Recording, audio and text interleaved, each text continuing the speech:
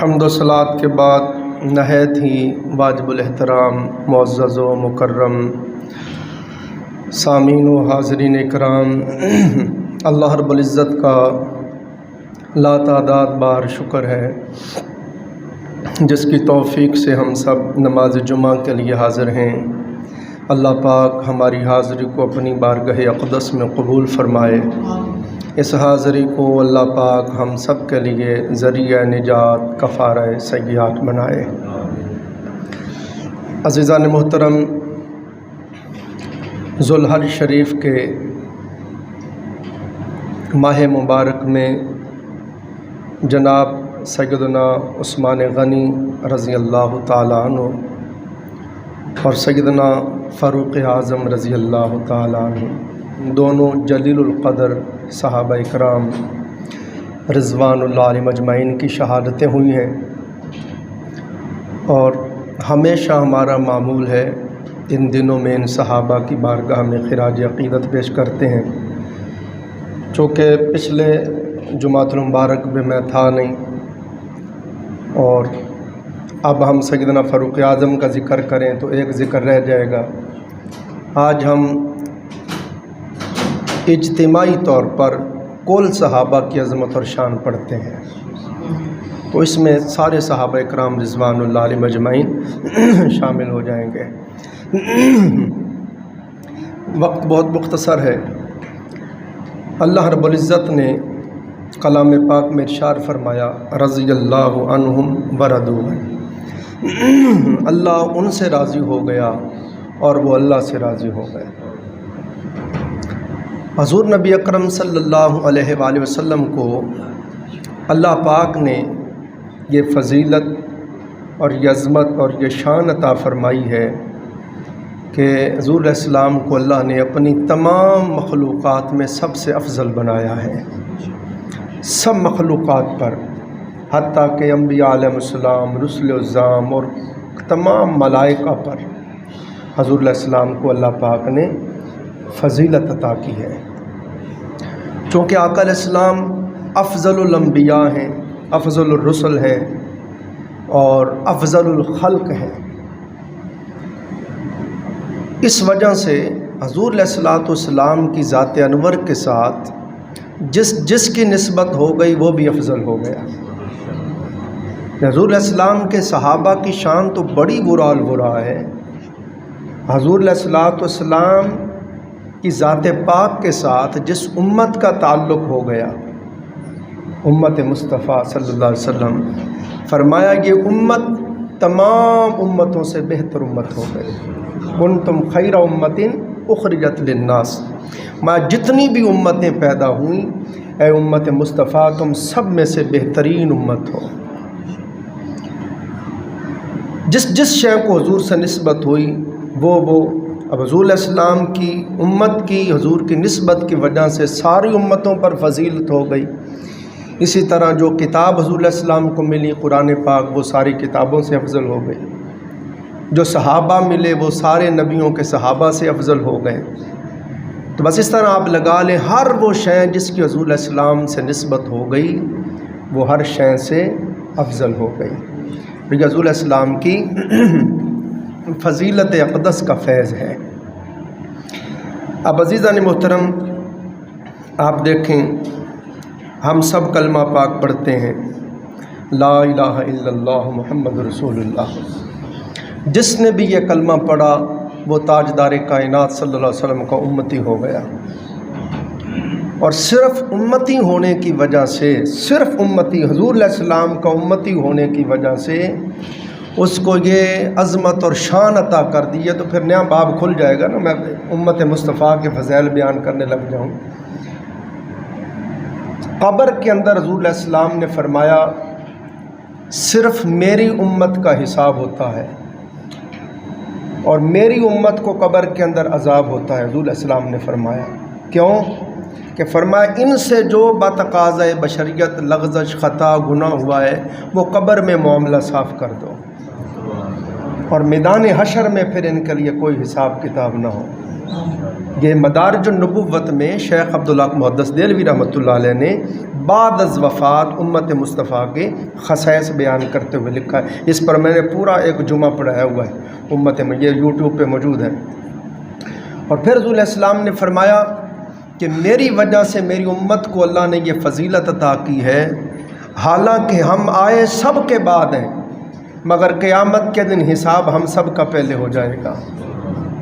بھئی سوال ہے آئے سب کے بعد حساب سب سے پہلے کیوں ہوگا؟ فرما محبوب اس لیے کہ تیرے غلاموں کو میدان محشر میں تھوڑی دیر ٹھہرنا پڑے. یا اللہ بنایا تو نے محبوب کو سب سے پہلے تھا. فرمایا کنت نبیم و آدم بین الماء والطین. فرما آدم علیہ السلام مٹی اور پانی میں تھے، میں اس سے بھی پہلے کا نبی ہوں. بنایا تو سب سے پہلے تھا مگر بھیجا سب کے بعد کیوں؟ فرما محبوب اس لیے کہ تاکہ تیرے غلاموں کو قبروں میں تھوڑی دیر رہنا پڑے، تیرے غلاموں کو قبروں میں تھوڑی دیر ٹھہرنا پڑے. دیکھنا آدم علیہ السلام کا زمانہ کہاں، پہلے ہزاروں سال بیت کے جو لوگ قبروں میں ہیں، تو ان کی نسبت ہم قیامت کے قریب ہیں. تو بعد میں اس لیے بھیجا قبروں میں تھوڑی دیر رہنا پڑے، اور قیامت کے دن حساب سب سے پہلے اس لیے ہو جائے گا تاکہ میدان حشر میں تھوڑی دیر ٹھہرنا پڑے. اور پھر رسول السلام کی وجہ سے امت مصطفیٰ کی یہ تخصیص ہے کہ رسول السلام نے فرمایا کہ جب میں اللہ کے حضور سجدہ کروں گا سب سے پہلے اور مجھے اذن شفاعت ملے گا، میں سر سجدے سے اٹھاؤں گا تو میں لوگوں کی طرف دیکھوں گا تو رسول السلام نے فرمایا جو میرے امتی ہوں گے ان کے اعضائے وضو 14ویں کے چاند کی طرح چمک رہے ہوں گے. صحابہ نے سوال کیا یا رسول اللہ اتنی نبی ہوں گے، اتنی ان کی امتیں، اتنے لوگ ہوں گے، ان میں آپ ہمیں کیسے پہچانیں گے؟ فرمایا میرے غلاموں کی یہ تخصیص ہوگی، میرے امتیوں کی یہ خصوصیت ہوگی کہ ان کے اعضائے وضو 14ویں کے چاند کی طرح چمک رہے ہوں گے. کسی اور نبی کے امتی کو یہ فضیلت نہیں ملے گی. تو بس میں پہچانتا جاؤں گا اور شفاعت کرتا جاؤں گا اور میرا رب بخشتا جائے گا. تو یہ صرف آقا علیہ السلام کا کلمہ پاک پڑھنے کی وجہ سے فضیلت ملی. اب آپ دیکھیں کلمہ پاک میں بھی پڑھتا ہوں، آپ بھی پڑھتے ہیں، ہم سب پڑھتے ہیں. کسی کو کلمہ پاک اس کے ماں باپ نے پڑھا دیا، کسی کو استاد نے پڑھایا، کسی کو مرشد اور شیخ نے پڑھایا، کسی کو کسی مفسر نے پڑھایا، کسی محدث نے پڑھایا، کسی فقیہ نے پڑھایا، کسی ولی اللہ نے پڑھایا. کئی وہ خوش نصیب تھے جن کو صحابہ اکرام رضوان اللہ علیہ مجمعین نے کلمہ پڑھایا. ابو بکر و عمر و عثمان و علی، ان سرکار کے ہاتھوں پہ وہ کلمہ پڑھ کے مسلمان ہوئے. مگر قربان جائیں ان کے نصیب پر. سب سے بڑی پہلی سعادت تو یہ ہے، دنیا میں سب سے بڑی نعمت اور سعادت صاحب ایمان ہو جانا. سب سے بڑی دولت اگر آپ سے کو پوچھے جی دنیا میں سب سے بڑی دولت اور نعمت بتاؤ تو آپ کہیں سب سے بڑی دولت صاحب ایمان ہونا ہے. اور یہ نعمت ہے سب سے بڑی نعمت، اور ہمیں اللہ نے مفت میں ہی عطا کر دی ہے. مسلمانوں کے گھر کسی ازمائش میں نہیں ڈالا، مسلمانوں کے گھر پیدا کر دیا. اللہ پاک نہ کرے کافروں، مشرکوں، ہندوؤں، سکھوں کے گھر پیدا ہو جاتے تو نہ جانے پھر کیا بنتا. کتنا کرم کیا، مسلمانوں کے گھر پیدا کیا. اور ہم نے پیدا ہوتے ہی اللہ کا نام سنا، اللہ اکبر اللہ اکبر. ہاں جی. تو کہنا میں یہ چاہتا ہوں دوستو کہ آپ دیکھیں کسی کو صحابہ اکرام نے کلمہ پڑھایا، کسی کو حضور غوث پاک نے کلمہ پڑھایا، کسی کو خواجہ اجمیر نے کلمہ پڑھایا، کسی کو داتا علی حجویری نے کلمہ پڑھایا، کسی کو مجدد الافسانی نے پڑھایا، کسی کو سیدنا ابو بکر صدیق نے پڑھایا، کسی کو سیدنا فاروق اعظم نے پڑھایا. مگر صحابہ اکرام کے نصیب پہ قربان جائیں، انہیں خود تاجدار کائنات نے کلمہ پڑھایا. کتنا ان کا بڑا بخت ہے، کتنا بڑا نصیب ہے. پھر کمال پر کمال محدثین مفسرین بیان کرتے ہیں. ایک تو ان کی فضیلت یہ کہ تاجدار کائنات صلی اللہ علیہ وآلہ وسلم نے خود انہیں کلمہ پڑھایا. اور دوسری فضیلت کرم والا کرم یہ کہ جن کا کلمہ پڑھتے تھے 7 آنکھوں سے ان کا دیدار کرتے تھے. لا الہ الا اللہ محمد رسول اللہ پڑھتے بھی تھے اور آنکھوں سے چہرہ مصطفیٰ تکتے بھی تھے۔ قربان جائیں ان کے نصیب کے، وہ تاجدار کائنات صلی اللہ علیہ وآلہ وسلم کی ذات اقدس پر درود و سلام پڑھتے بھی تھے اور درود والوں کو تکتے بھی تھے، قرآن پڑھتے بھی تھے اور صاحب قرآن کا دیدار بھی کرتے تھے، اللہ کی نماز پڑھتے تھے اور اس کے محبوب کے پیچھے کھڑے ہو کے پڑھتے تھے، ساتھ نماز پڑھتے تھے، ساتھ حضور کا دیدار کرتے تھے۔ یہ صحابہ کرام رضوان اللہ علیہم اجمعین کا وہ شرف ہے، وہ فضیلت ہے جو ہمارے پاس نہیں ہے۔ آپ بڑے سے بڑے نمازی ہو سکتے ہیں، غازی ہو سکتے ہیں، حاجی ہو سکتے ہیں، عابد ہو سکتے، سب کچھ ہو سکتے ہیں، مگر صحابی نہیں بن سکتے۔ صحابی وہی ہے جس نے جاگتے ہوئے سر کی آنکھوں سے ایمان کے ساتھ چہرہ مصطفیٰ صلی اللہ علیہ وسلم کا دیدار کیا ہے۔ پھر دوستو ہم سب، بڑی خاص بات آج کرنا چاہتا ہوں، پھر آپ دیکھیں ہم سب جو کچھ بھی کرتے ہیں، کلمہ پڑھنے والے کلمہ شریف پڑھتے ہیں، ورد کرتے ہیں، کئی بزرگ ہیں وہ ہزاروں بار کلمہ شریف روز پڑھتے ہیں۔ ان سے پوچھو جی آپ اتنا کثرت کے ساتھ کلمہ پاک کا ورد کیوں کرتے ہیں؟ لا الہ الا اللہ، لا الہ الا اللہ کثرت سے کیوں پڑھتے ہیں؟ وہ کہتے ہیں جی بس ایک ہی مقصود اور مطلوب ہے کہ اللہ راضی ہو جائے۔ اللہ، آپ نمازیوں سے پوچھیں کہ بھئی آپ اپنے کام کاج چھوڑ کر بڑی مشکل سے بھاگ دوڑ کے جو مرضی ہو جائے نماز نہیں چھوڑتے، ہر صورت نماز پڑھتے ہیں، پھر تہجد پڑھتے ہیں، پھر اشراق پڑھتے ہیں، پھر چاشت پڑھتے ہیں، نماز سے اتنا شغف، اتنی لو، اتنی محبت، اتنی لگن کیوں ہے؟ وہ کہیں گے جی صرف اس لیے کہ رب راضی ہو جائے۔ آپ روزے دار سے پوچھیں کہ بھئی صبح تا شام آپ بھوکے پیاسے رہ رہے ہیں، کیا وجہ ہے آپ کو؟ کیا پریشانی ہے؟ کسی شے کی کوئی کمی ہے تیرے پاس؟ تیرے گھر میں ہر شے وافر مقدار میں پڑی ہے، پھر کیوں بھوکا پیاسا رہ رہا ہے؟ وہ کہے گا جی صرف اس لیے بھوکا پیاسا رہتا ہوں میرا مولا راضی ہو جائے۔ آپ حاجیوں سے پوچھیں، گھر بار چھوڑ کے جا رہے ہیں، کاروبار چھوڑ کے جا رہے ہیں اور سفر کی صحبتیں برداشت کر رہے ہیں، لاکھوں روپے خرچ کر رہے ہیں، مناسک حج کی مشقتیں سہ رہے ہیں، یہ سارا کچھ کیوں کر رہے ہیں؟ یہ میلوں میل چلے جا رہے ہو، کیا وجہ ہے تمہیں؟ اتنی سخت گرمی ہے، سخت دھوپ ہے، پسینوں سے شرابور ہیں، گرمی سے جان بلب ہو گئے ہیں، یہ مشقت کیوں اٹھا رہے ہو؟ تو ان کا جواب ہوگا جی صرف اس لیے کہ رب راضی ہو جائے۔ آپ مجاہدین سے پوچھیں کہ بیوی بچوں کی پرواہ کیے بغیر گھر بار کو چھوڑ کر، بیوی بچے کو چھوڑ کر، کاروبار کو چھوڑ کر، ہر چیز چھوڑ چھاڑ کر آپ جان ہتھیلی پہ رکھ کے میدان کارزار میں اتر گئے ہیں اور اپنی جان لڑا رہے ہیں۔ سامنے دیکھو گولیاں چل رہی ہیں، تیر چل رہے ہیں، نیزے چل رہے ہیں، کیا خبر لگ جائے؟ وہ کہتا ہے یار اس لیے جان لڑاتا پھرتا ہوں کہ مولا راضی ہو جائے۔ محدثین، علماء، محققین بیان کرتے ہیں ہم سب یہ سارے اعمال کرتے ہیں اور مقصود اور مطلوب فقط یہ ہے کہ رب راضی ہو جائے۔ ہم یہ سارا کچھ کر کے حتمی طور پہ، قطعی طور پہ نہیں کہہ سکتے کہ یہ میرے اعمال قبول ہو گئے اور میرا رب مجھ سے راضی ہو گیا۔ کوئی کہہ سکتا ہے؟ ہم اس نے ظن رکھتے ہیں، اللہ نے توفیق دی ہے، اللہ پاک قبول فرمائے گا، مگر ہم قطعی طور پہ نہیں کہہ سکتے کہ میرا عمل مقبول ہو گیا اور میرا رب مجھ سے راضی ہو گیا۔ کوئی نہیں کہہ سکتا، اللہ ہی جانتا ہے قبول ہوا یا نہ ہوا۔ یہ حشر کے دن ہی پتہ چلے گا کس سے وہ راضی ہے، کس سے وہ ناراض ہے۔ مگر لوگوں، صحابہ اکرام رضوان اللہ علیہم اجمعین، میں نے اس موضوع کا انتخاب اس لیے کیا، آپ سوشل میڈیا پہ دیکھیں لوگ بڑی جسارت کے ساتھ، کئی بدبخت، کئی بد نصیب صحابہ اکرام رضوان اللہ علیہم اجمعین کی شان میں بے ادبی کر رہے ہیں، تبرہ کر رہے ہیں، گستاخی کر رہے ہیں۔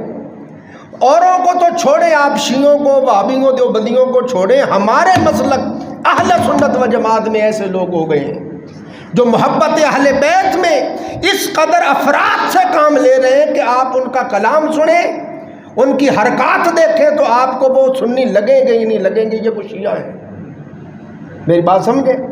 آپ دیکھیں، میں آپ کے سامنے دعویٰ کر رہا ہوں، آپ سب ماشاءاللہ پڑھے لکھے لوگ ہیں، آپ ہر کسی کے پاس موبائل ہے، آپ کھول کے دیکھیں، نعت خوانی کی محفلیں دیکھیں، عرس کی تقاریب دیکھیں، ہمارے مولویوں کی تقریریں سنیں اہل سنت کی، اور ہماری اہل سنت کی محفلوں کو دیکھیں، اہل بیت کی محبت میں اس قدر افراد کر رہے ہیں، حد سے بڑھ رہے ہیں کہ یہ لگتا ہی نہیں یہ کوئی سنی ہے، لگتا ہے یہ کوئی شیعہ ہے۔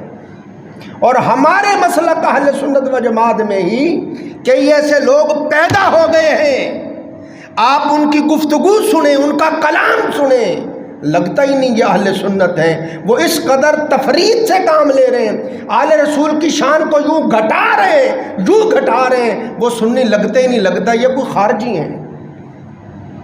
تو اس لیے اس چیز کی ضرورت ہے، اس کے اوپر محنت کی جائے کہ اہل سنت و جماعت کا جو نکھرا ہوا چہرہ ہے وہ امت کے سامنے بیان کیا جائے، تاکہ ہمارے لوگ جو ہیں اس یہاں پہ ان کے قدم ڈگمگا نہ جائیں، ان کو امتیاز رہے خارجیت، رافضیت اور سنیت کا۔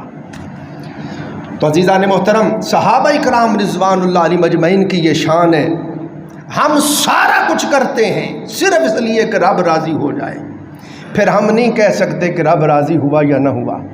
مگر صحابہ کرام کی شان اتنی عرفہ و اعلیٰ ہے، اتنی بلند و بالا ہے کہ خدا کی قسم اسی جہان میں، اسی دنیا میں قبل از قیامت خود رب ذوالجلال نے اعلان کر دیا، رضی اللہ عنہم ورضوا عنہ، میں اللہ ان سے راضی ہو گیا، یہ مجھ سے راضی ہو گئے۔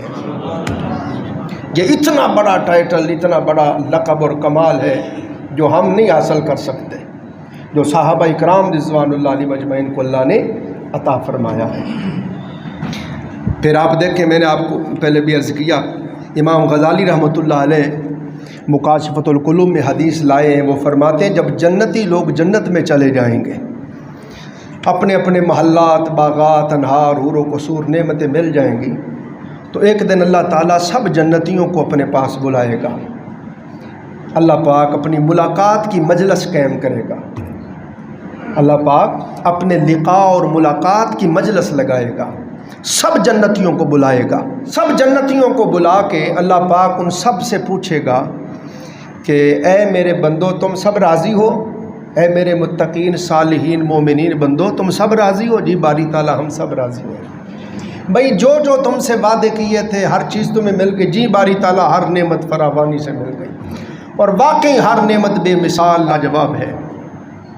اللہ پاک فرمائے گا اچھا یار تمہارے ساتھ ایک اور بھی میں نے وعدہ کیا تھا، جہاں یہ وعدہ کیا تھا محلات دوں گا، باغات دوں گا، اوپر محل ہوں گے، جنتیں ہوں گی، نیچے نہریں بہتی ہوں گی، حوریں ہوں گی، سارا کچھ مل گیا، وہاں ایک اور وعدہ بھی میں نے کیا تھا،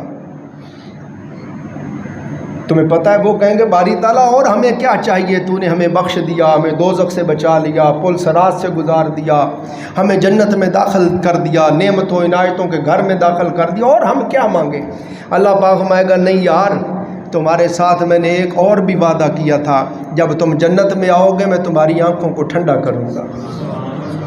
اللہ پاک فرمائے گا میرے متقین بندو انتظار کی گھڑیاں ختم ہو گئیں، اب تیار ہو جاؤ، میں اپنے حسن سے نقاب پلٹتا ہوں، میں اپنے حسن مطلق کا تمہیں دیدار کرواتا ہوں۔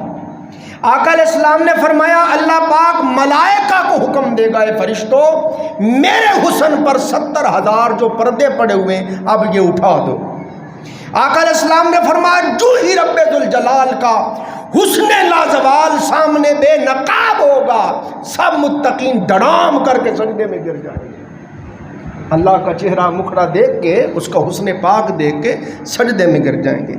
اللہ تعالیٰ خود فرمائے گا میرے بندو دنیا میں تھوڑے سجدے کیے، بھئی پگلو یہ سجدے کرنے کی جگہ نہیں، یہ تو ملاقات کرنے کی جگہ ہے، دنیا میں تھوڑے سجدے کر رہے ہو، سجدے کرنے کا مقام دنیا تھی، اب یہ مقام ان سجدوں کی جزا کا مقام ہے، اب یہ مقام تمہاری اور میری ملاقات کا مقام ہے۔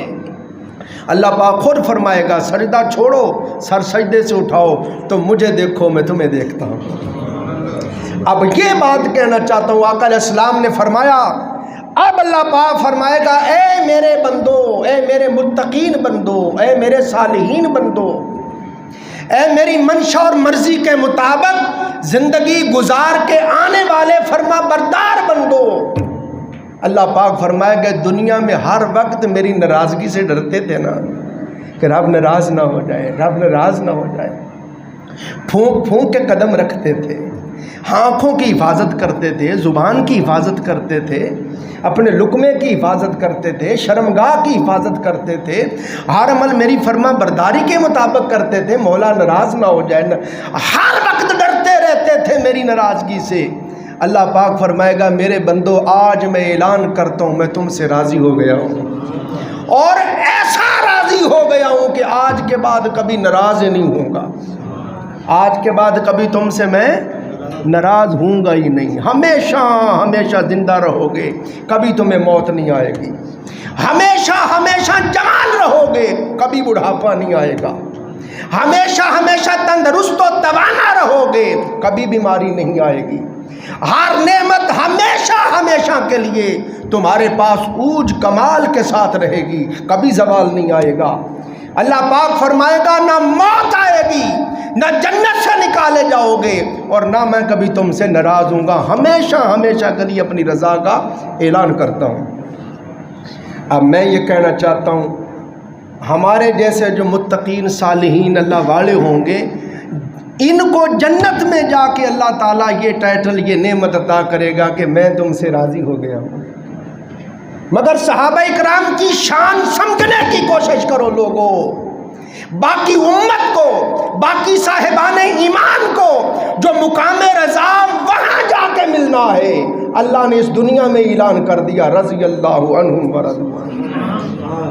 میرے محبوب کے صحابہ وہ ہیں کہ میں اللہ ان سے راضی ہو گیا ہوں، وہ مجھ سے راضی ہو گئے۔ اب سنیے عزیزان محترم صحابہ اکرام کی شان، قرآن پاک پڑھ رہا ہوں، اللہ پاک نے فرمایا 10واں پارہ ہے والذین آمنوا وہاجروا وجاہدوا فی سبیل اللہ۔ اللہ پاک نے فرمایا جو ایمان لائے اور اللہ کے لیے ہجرت کی، اور فی سبیل اللہ فرمایا وجاہدوا فی سبیل اللہ، اور اللہ کے راستے میں اللہ کے لیے جہاد کرتے رہے، اور پھر آگے فرمایا والذین آووا ونصروا، اور جنہوں نے ان کو اپنے پاس ٹھہرایا اور ان کی مدد کی۔ یہ انصار صحابہ ہیں جو مکے سے ہجرت کر کے آئے تھے، حبشہ سے ہجرت کر کے آئے تھے، ان کو اپنے پاس ٹھہرایا، ان کی مدد کی، ان کی خدمت کی، یہ دونوں کا اللہ نے ذکر کیا۔ اور آگے فرمایا اے لوگوں یہ جو صاحبان ایمان، اللہ کے لیے ہجرت کرنے والے، اللہ کے لیے جانیں لڑانے والے، اور ان کو اپنے پاس ٹھہرانے والے، ان کی مدد کرنے والے، ان کی شان یہ ہے اولئک هم المتقون، یہی ہیں وہ لوگ جو سچے صاحبان ایمان ہیں۔ ہم میں سے کوئی بندہ یہ نہیں کہہ سکتا کہ میں صاحب ایمان ہوں، ہمارا دعویٰ ہے لا الہ الا اللہ محمد رسول اللہ کہہ کے ہم کہتے ہیں جی میں مسلمان ہو گیا، صاحب ایمان ہوں، یہ اللہ جانتا ہے اس نے کلمہ پڑھنا قبول کیا یا نہ کیا۔ ہم نہیں جانتے کس کے دل کے اندر ایمان ہے، کس کے دل کے اندر نفاق ہے۔ قرآن بھرا پڑا ہے، قرآن منافقوں کی علامات بیان کرتا ہے، احادیث بھری پڑی ہے، آقا علیہ السلام نے سینکڑوں منافقین کی علامات کو بیان کیا، جس طرح پڑھتے رہتے فرمایا عشاء کی نماز اور فجر کی نماز منافق کے لیے بھاری ہے۔ حضور نے فرمایا منافق نماز بھی پڑھ لے گا، تلاوت بھی کر لے گا، روزہ بھی رکھ لے گا، مگر منافق کی سب سے بڑی نشانی یہ ہے جب اللہ کی راہ میں مال دینے کی باری آئے گی یا جان دینے کی باری آئے گی وہ پاؤں پیچھے کھینچے گا۔ ہم میں سے کوئی نہیں جانتا کہ اس کا دل ایمان سے معمور ہے یا نفاق سے بھرا ہوا ہے، مگر لوگوں صحابہ اکرام کی یہ شان ہے کہ اللہ نے خود ان کو صاحبان ایمان ہونے کی ضمانت عطا کر دی۔ ماں یہ لوگ صاحبان تقوی ہیں اور صاحبان ایمان ہیں، اور لہم مغفرتن، ہم سارا کچھ کرتے ہیں کہ بخشش ہو جائے، پھر نہیں جانتے بخشش ہوئی کہ نہ ہوئی، مگر ان کے لیے یہی اعلان کر دیا اے لوگوں ایک تو یہ سچے مومن ہیں اور دوسرا یہ کہ میں نے ان کی بخشش کر دی۔ اب کوئی یہاں جو بیٹھ کے مولوی صحابہ اکرام رضوان اللہ علیہ مجمعین کی عظمت شانیں تول رہے اور مقام تول رہے اور باتیں کر رہے ہیں، کسی کے پاس یہ مقام ہے؟ اب رب خود جب ان کے بارے میں فرما رہا ہے کہ یہ سچے مومن ہیں، رب جب خود فرما رہا ہے ان کو میں نے بخش دیا، رب خود فرما رہا ہے میں ان سے راضی ہو گیا، اب ہمیں کیا حق پہنچتا ہے کسی کو جنتی کہیں کسی کو دوزخی کہیں؟ میری بات سمجھنے کی کوشش کریں۔ میں صحابہ اکرام رضوان اللہ علیہم اجمعین کی بات کر رہا ہوں۔ میں یہ کہنا چاہتا ہوں کہ بڑا نازک مسئلہ ہے، یہاں بڑی احتیاط کی ضرورت ہے۔ ہم سے قبر میں بالکل نہیں پوچھا جائے گا کہ بتاؤ حضرت امیر معاویہ کے بارے میں کیا کہتے تھے رضی اللہ تعالیٰ عنہ۔ حضرت امیر معاویہ رضی اللہ تعالیٰ عنہ اور حضرت مولا علی شیر خدا رضی اللہ کے جنگ ہوئی، اس کے بارے میں آپ کیا، ہم سے نہیں پوچھا جائے گا، پوچھا جائے گا؟ ہم اہل سنت و جماعت کا یہ عقیدہ ہے، آقا علیہ السلام کے تمام صحابہ مسلمان تھے، صاحبان ایمان تھے اور سارے جنتی ہیں۔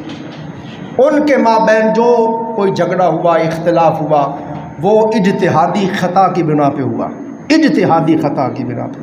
اہل سنت و جماعت کا یہ موقف ہے، دونوں طرف جتنے لوگ شہید ہوئے وہ سارے کے سارے جنتی ہیں۔ ہمیں بالکل حق نہیں پہنچتا ان کے بارے میں اس طرح کی بات، یہ احتیاط کا مقام ہے۔ جرأت اور جسارت سے کام نہ لیں، کہیں ایسا نہ ہو ایمان کو ٹھوکر لگ جائے، کہیں ایسا نہ ہو کہ ایمان ہی ختم نہ ہو جائے۔ پھر عزیزان محترم، صحابہ اکرام کے فضائل قرآن بیان کرتا ہے۔ یہاں آپ نے سنا، فرمایا میرے محبوب کے صحابہ ہجرت کرنے والے، جہاد کرنے والے۔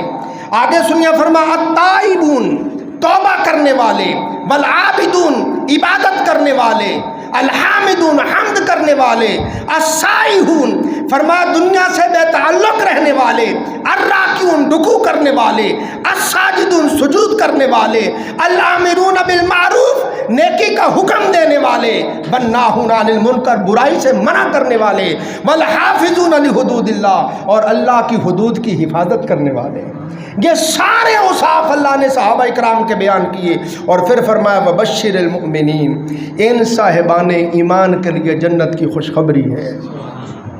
یہ میں صحابہ اکرام کے اوصاف آپ کو بتا رہا ہوں۔ اسی طرح آپ سورۃ الفتح پڑھیں، اس میں اللہ نے فرمایا محمد الرسول اللہ، محمد صلی اللہ علیہ وآلہ وسلم اللہ کے رسول ہیں، والذین معہ، اور جو میرے محبوب کی معیت میں رہنے والے ہیں، سنگت میں رہنے والے ہیں، میرے محبوب کے جو صحابہ ہیں، ان کے اوصاف یہ ہیں اشداء علی الکفار، وہ کافروں پر بہت سخت ہیں، رحماء بینہم، آپس میں نرم دل اور شفیق ہیں۔ یہ صحابہ کی شان اللہ بیان کر رہا ہے، اور خود رب ذوالجلال ان کے اوصاف کو اپنے قرآن میں بیان کر رہا ہے۔ اور پھر فرمایا تم انہیں دیکھو گے، رحماء بینہم تراہم رکعا سجدا یبتغون فضلا من اللہ ورضوانا، تم انہیں دیکھو گے کثرت کے ساتھ رکوع کرتے ہوئے، سجدے کرتے ہوئے، اور اللہ رب العزت کا فضل اور اس کی رضا تلاش کرتے ہوئے۔ سیماہم فی وجوہہم من اثر السجود، اور ان کی نشانی یہ ہے، ان کی پیشانیوں پر سجدوں کے نشان ہوں گے۔ یہ اللہ پاک خود صحابہ اکرام کے اوصاف بیان کر رہا ہے۔ اور پھر سنیے صحابہ اکرام کون تھے؟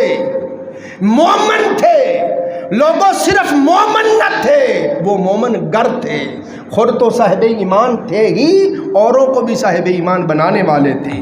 صحابہ اکرام کون تھے؟ سنیے، یہ صف اول کے متقی اور پرہیزگار تھے، یہ تاجدار کائنات کے مرید بھی تھے، حضور کی مراد بھی تھے۔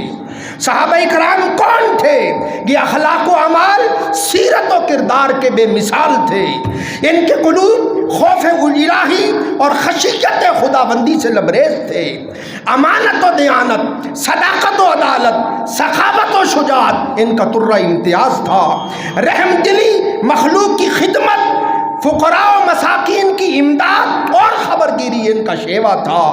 کون صحابہ جو مہاجر بھی تھے، جو انصار بھی تھے، جو شہید بھی تھے، جو مجاہد بھی تھے، جو غازی بھی تھے، امتی و صحابی بھی تھے، اور کون صحابہ ان غلامان مصطفیٰ کو کفار مشرکین نے طرح طرح کی اذیتیں دی، تکلیفیں دی، مگر انہوں نے ہر دکھ کو برداشت کیا۔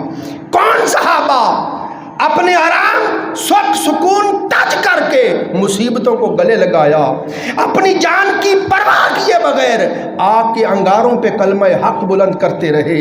کون صحابہ ان کی راہوں میں کانٹے بچھائے گئے، ان پر پتھروں کی بارش برسائی گئی، انہیں سولیوں پہ لٹکایا گیا، ان کے بچوں کو ستایا گیا، انہیں دیس وطن چھوڑنے پہ مجبور کیا گیا۔ خدا کی قسم اس سب کے باوجود انہوں نے دامن مصطفیٰ کو نہیں چھوڑا۔ کون صحابہ کرام کہ ان کے اتنے ظلم و ستم کے باوجود ان کے پائے استقلال میں ذرا برابر بھی تذبذب اور تزلزل نہیں آیا؟ کون صحابہ کرام؟ حضرت موسیٰ علیہ السلام نے اپنی قوم کو بلایا۔ کون موسیٰ علیہ السلام کی قوم جن کے لیے اللہ نے بادل کا سایہ کیا، آسمان سے من و سلوہ ان کے لیے نازل ہوتا، آپ نے پتھر پہ عصا مار کے لیے 12 چشمے ان کے لیے جاری کر دیے، آپ نے اس قوم سے کہا آؤ اللہ کی راہ میں لڑنے کے لیے ان کو بلایا، آؤ اللہ کے لیے جہاد کرے فرعون کے خلاف۔ انہوں نے آگے سے کہا فَاذْهَبْ أَنْتَ وَرَبُّكَ فَقَاتِلَا إِنَّا هَاهُنَا قَاعِدُونَ، اے موسیٰ تو اور تیرا رب جا کے لڑو، ہم تو یہاں بیٹھے ہیں۔ مگر لوگوں، تاجدار کائنات کے صحابہ کی یہ شان ہے، جنگ بدر ہے، حضور نے صحابہ کو بلایا، مشورہ کیا، فرمایا تمہیں معلوم ہے مشرکین مکہ نے پوری قوت اور طاقت کے ساتھ مدینہ پر چڑھائی کر دی ہے، حملہ آور ہو رہے ہیں، تم کیا کہتے ہو؟ کملی والے آقا کے صحابہ نے یہ نہیں کہا، آقا ہم تو 313 ہیں، ہمارے پاس سواریاں بھی نہیں، ہمارے پاس زیادہ راہ نہیں، کھانے کے لیے کچھ نہیں، جنگی سامان حرب نہیں، آقا ہم ان سے کیسے مقابلہ کر سکتے ہیں؟ آج کی کملی والے آقا آپ پریشان نہ ہو، ہم کوئی قوم یہود ہے جو آپ سے کہے آپ اپنے رب کے ساتھ مل کر ان کے ساتھ لڑو، آپ اور آپ کا خدا ان کافروں سے لڑو، ہم یہاں بیٹھے۔ عرض کی آقا ہم قوم یہود نہیں ہیں، ہم امت مصطفیٰ ہیں، اے لجپال آقا وقت آنے دیں، ہم آپ کے دائیں بائیں آگے پیچھے لڑیں گے، اپنا تن من دھن سب کچھ آپ پہ قربان کر دیں گے۔ یہ صحابہ اکرام کی شان ہے۔ اور اللہ تعالیٰ نے صحابہ اکرام رضوان، بڑی چیزیں عرض کرنی تھی صحابہ اکرام رضوان اللہ علیہ مجمعین کو، یہ ساری شانیں بیان کی۔ مہاجرین انصار کے بارے میں فرمایا کہ یہ جو پہلے ایمان لانے والے مہاجرین انصار ہیں، یہ سارے جو ہیں جنت میں جائیں گے، اوپر محلات ہوں گے، باغات ہوں گے، نیچے نہریں جاری ہوں گی۔ اور دوستو میں صحابہ اکرام کے اوصاف بیان کرایا، کس طرح وہ عبادت کرتے تھے، رکوع کرتے تھے، سجدے کرتے تھے، جانیں لڑاتے تھے، سارے اوصاف بیان کرایا۔ اب صحابہ اکرام کی شان اللہ نے بیان کی، فرمایا ان سے تو میں راضی ہو ہی گیا ہوں، وہ تو جنت میں جائیں ہی گے کہ اوپر جنتیں باغات ہوں گے، نیچے نہریں ہوں گی، محلات، اور میری رضا سب کچھ ان کو ملے گا۔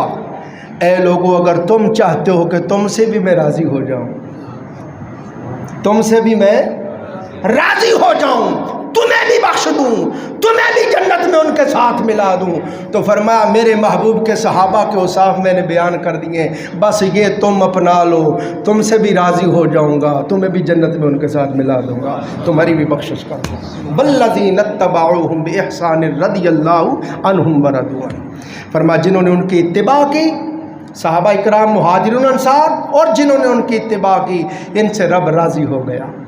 اور فرمایا وَأَعَدَّ لَهُمْ جَنَّاتٍ تَجْرِي مِن تَحْتِهَا الْأَنْهَارُ، ان کے لیے وعدہ ہے جنتوں کا، اوپر باغات ہوں گے، نیچے نہریں جاری ہوں گی، اور فرمایا خالدین فیہا ابدا، یہ ہمیشہ ہمیشہ اس میں رہیں گے۔